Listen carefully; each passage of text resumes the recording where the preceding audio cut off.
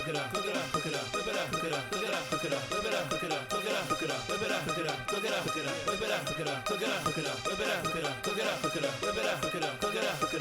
got too much sauce, yeah. I'm cooking, I'm whipping, I'm stirring, I'm eating, I'm cooking, I'm whipping, I'm stirring, I'm eating, I'm cooking, I'm whipping, I'm stirring, I'm eating, I'm cooking, I'm whipping. I got too much sauce, yeah. Cook it up, cook it up, cook it up.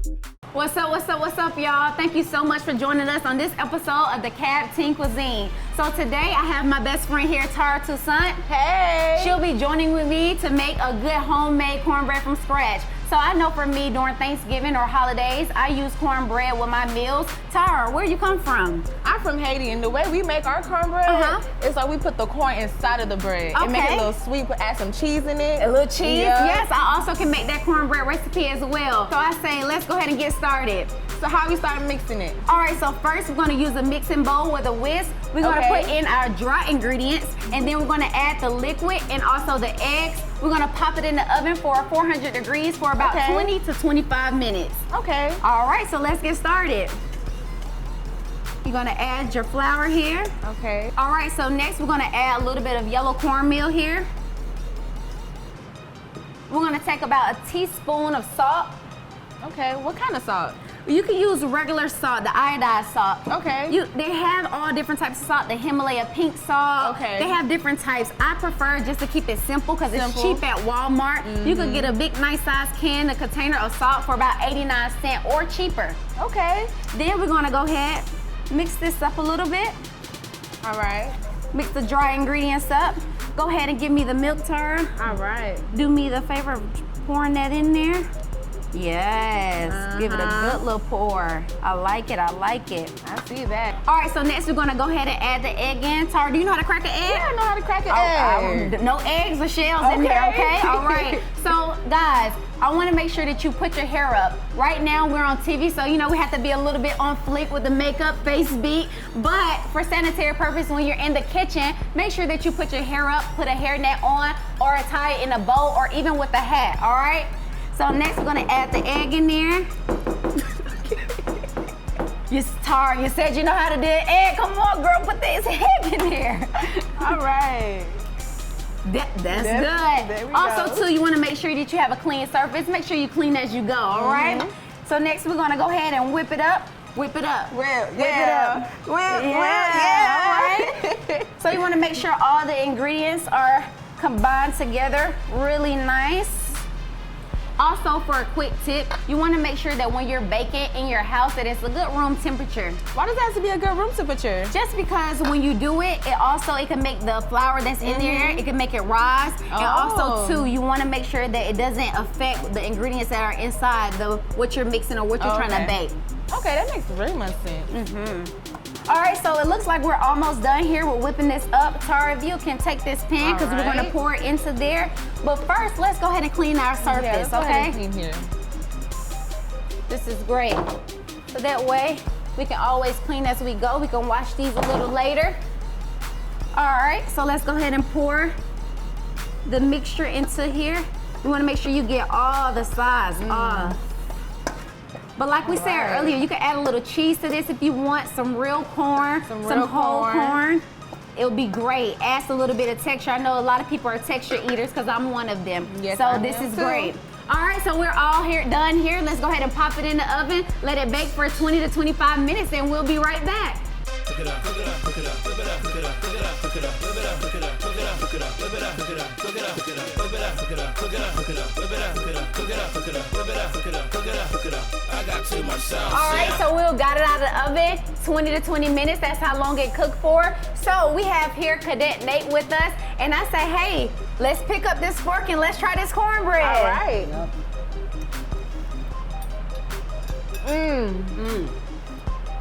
Good or good? This makes me back home. It brings you back home? Yes. Yes. One of the best I ever tasted the cornbread. Man, come on, give me some of that. That's what You did culinary that. do. Clerks Of and course. Culinary, we rock. That's what Angoras do, baby. We here. All right, well, thank you so much for tuning in on this episode of DeKalb Cuisine. If you want this recipe, you can follow us on social media and also get this recipe. Follow at the link below. So, all right, thank you so much. Y'all have a good one. We out. Yeah. Ah. Cook it up, cook it up.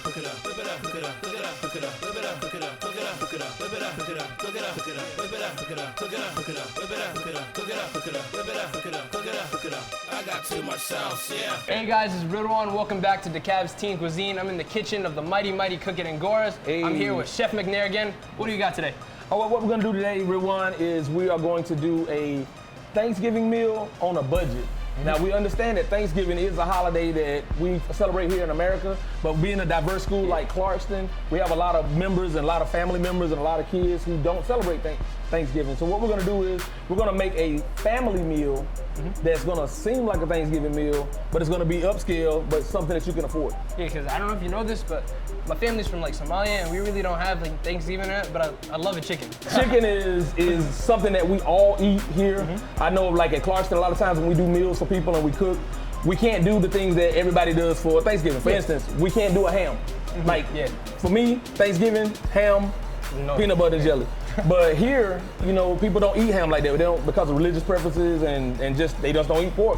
So we're gonna do chicken today as opposed to a turkey because chicken is a lot more affordable. Yeah. So I see all these ingredients. Let's like get into it. Okay, I'm glad you let me do it this time. Yeah. So what we're gonna do is we're gonna do the meal. We're gonna have our star being the chicken, and we got the chicken standing up for you. Say hi. We're gonna do green beans with garlic butter, and we're gonna do a stuffing. Now, we're not gonna do like a traditional stuffing because you would typically take the runoff or the juice from the turkey and make the stuffing with dried breadcrumbs, but we're gonna make ours with chicken broth. And we're gonna do something that anybody can do again. Does it have to be chicken broth, or can you use like vegetable broth? Well, actually, you can use any type of broth you want. I selected chicken broth because we're doing chicken already anyway. Yeah. So I thought the chicken broth would kind of accent the flavor of the chicken. So what we're gonna do is we're gonna take this chicken and we're gonna transform this chicken into something that's more like a turkey to give you that Thanksgiving feel. Yeah. Right. And we're also gonna take the chicken and we're gonna deep fry it. We're gonna do something called spatchcocking where we're gonna cut the back out, and it's gonna be beautiful. All right, amazing. Let's get into the ingredients. Okay. What do we got here? Well, right now we have French green beans. They're called haricots verts. Haricots verts. Yes, I can't spell that, but I'm gonna say it anyway. That's what they're called. And we're gonna take them and we're gonna make a garlic butter, and we're gonna toss them in that garlic butter to give them a nice little pretty glaze and a good flavor. Also, I have ingredients here. You notice I have celery, I have onions, and thyme and rosemary. I don't have the breadcrumbs right here on the table, but we're gonna make a stuffing with it. So actually, I was looking at these onions. They're sweet onions, right?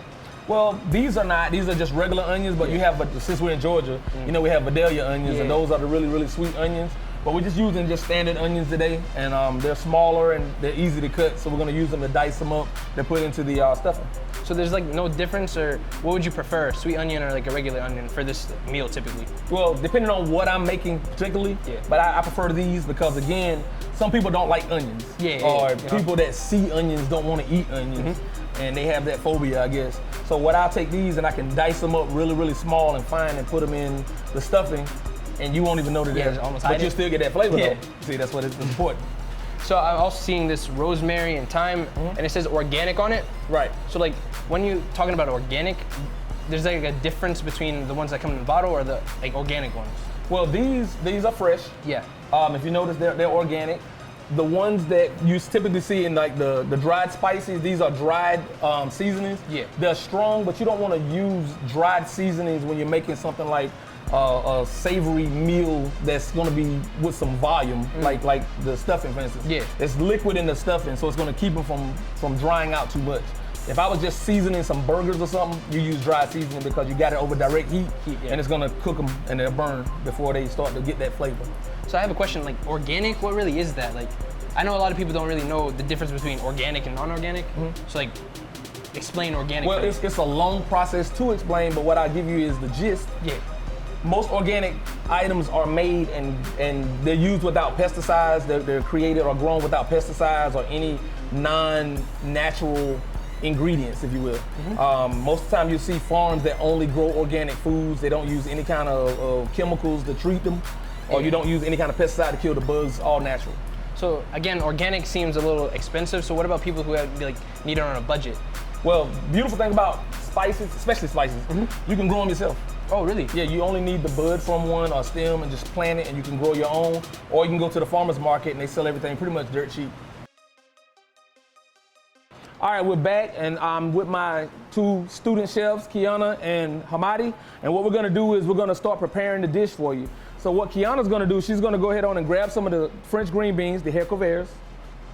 And she's gonna do a bias cut on them because we want them to look nice on the plate. Now, is it necessary? It really isn't, but you know, again, this is culinary arts, and art is the beauty of the food. So she's gonna go ahead on and cut the ends off because most people don't like to see the ends on their green beans when they're eating. And while she's doing that, Hamadi's gonna go ahead and dice this onion. And we're gonna see what kind of knife skills he has. 'Cause I'm surprised as well. You wanna dice the onion small because a lot of people don't, again, like I said earlier, you don't want a big bite of onion when you're eating anything. You kinda wanna make sure that the onion is diced small enough that when you put it in the stuffing, that it's not overpowering every bite. Also, he's gonna be dicing celery and cutting down some thyme and some rosemary. We're gonna put it all in a plate. You wanna cut way more than that, cut about 3 handfuls. We're gonna put in a few. All right, so once we get that done, we're gonna go ahead on and add them to the pot to start cooking. So we're gonna watch these guys cut this stuff and see how beautiful they can do.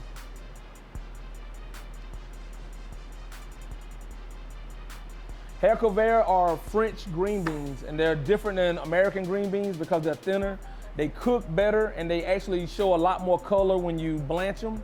Blanching is the process when we drop them in the water. That's what we're gonna do. And it's gonna cook them just to cook that chlorophyll to the outside so they get that real pretty green color.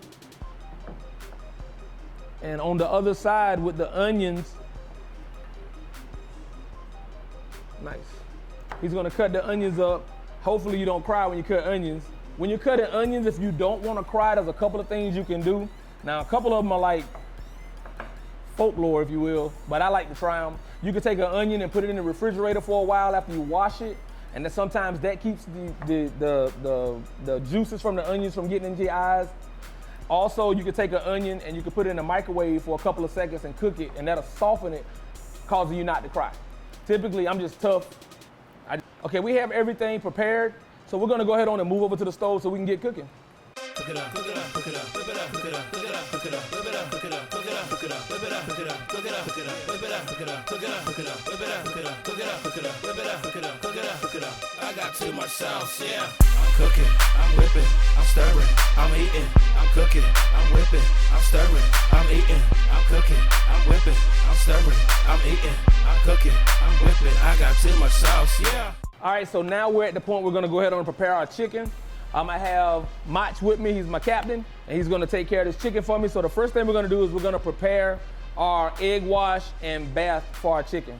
So he's gonna take this and we're gonna use a double pan, which makes it simple. Gonna crack the eggs on one side, making sure not to get any shells in the pan. My man. Pretty good, you did it one hand too. We're gonna add a little water so we can go ahead and make a nice little egg wash with this. You don't wanna add too much water, add a little bit more. But you wanna add enough that when you whisk it in, you can coat the whole chicken. That's perfect. You're gonna take a whisk and you're just gonna whisk it in. And all this is gonna do is break the egg up and make sure that it's all through the egg wash. That's all it's gonna do. All right, so we got that part done. Now we wanna season our flour. We're gonna take regular all-purpose flour and add it to our pan. Let's dump it. Dump the whole thing. Trust me, you're gonna need it all. All right, and we're gonna take our seasonings. Now with this, you can use any seasonings you like. It really doesn't matter. But what we're gonna use is we're gonna use salt, pepper. Oh, wow. Just don't worry about it. It's raining. That's it. We're gonna use some salt, some pepper, some onion powder, and a little cayenne to give it a little kick.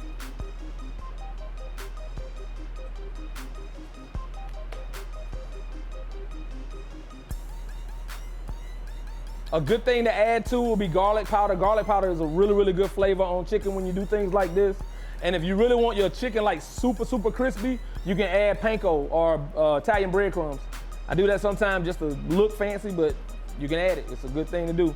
Then you're gonna take this, just whisk it in, mix it in with your hand, massage it in so that the seasoning is all over. And you're gonna move that to the side. Thanks, sir. Now he's gonna take his chicken and we'll go down and take the backbone from the chicken or debone the chicken from the back, basically opening it up.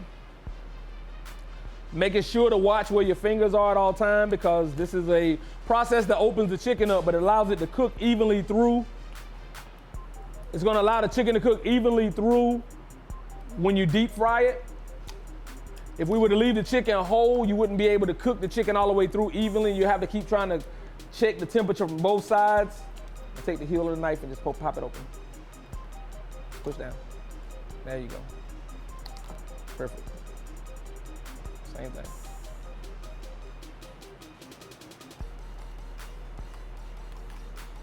You want to make sure you use a sharp knife when you do this. Take that backbone out. And you're going to place the backbone in the pan with the rest of the parts of the chicken. Open the chicken all the way up to make sure there's no extra giblets or anything that's left inside. A lot of times you'll buy chicken and you'll get all those pieces left in it, the lungs, the giblets. And what that does, some people eat that. Like we fry them and we eat chicken gizzards. But with this one, we made sure there was none in there. You're gonna pull that piece of fat off. And at this point, you can season the chicken lightly, because remember your wash is already seasoned. So you're gonna take the same seasonings that you use for the chicken. Remove your gloves, change gloves. You wanna make sure that anytime you're touching chicken, you're gonna have to try to definitely make sure that you stay safe. Go ahead. And you're gonna season the chicken without using the same gloves that you touch the chicken with, because that's cross-contamination. You don't want that chicken blood being on your salt box, because that's just as bad. All right, so right here, we've changed gloves. We're gonna go ahead on and season the rest of the chicken. If you ever season your chicken, try not to use the bottle and shake, because anything can happen. The pop will open up, the top will pop open, it'll just come out too fast. You can't spread it evenly. If you use your hand, it's easier to make sure that you're getting it all over the chicken. So here's putting pepper on. Massaging it in. All right, that's great. And now he's gonna move his egg wash and batter over to the other side. Move the chicken out of the way. Just slide it to the top. So we're gonna go ahead on and flour this chicken. We're gonna put it down first. We're gonna make sure that we get the flour in as much as we can. You just massage it in. Just take care of the chicken, because you want it as crispy as possible. A lot of times you see people go egg, then flour, but we're gonna do it the opposite way, because we want it to be super, super crispy. So we're gonna put the flour on first, the seasoned flour, and we're gonna go from the seasoned flour side now, picking it up from the legs. Haha, you picked it up by the head, from the legs. Okay, you still went that way. And we're gonna go ahead on and put it in the water. The egg wash. Slow down, just put it in. Massage it in with the egg wash. Pick it up by the legs. Flip it over to make sure that the egg wash gets to the inside, because we're deep frying it. Turn it over.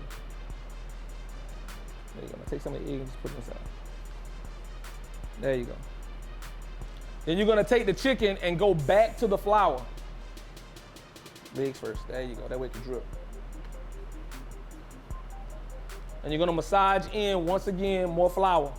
What this is gonna do is it's gonna make sure that it's super crispy, so when we get ready to take it to the fryer. So right now we got everything ready. We're gonna move over to the fryer and we're gonna see how this comes out.